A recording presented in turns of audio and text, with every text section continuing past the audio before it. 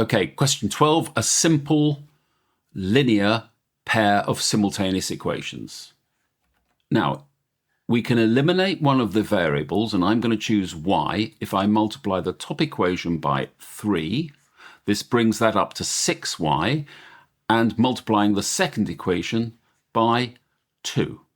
So this is equation 1, and this is equation 2.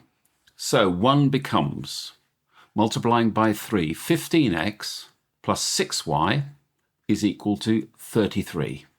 And equation 2, multiplying this time by 2, we get 8x plus 6y is equal to 12. So 1 take away 2, we get 15 take away 8 is 7x. 6 take away 6 is 0, and this is equal to 33 take away 12, 21.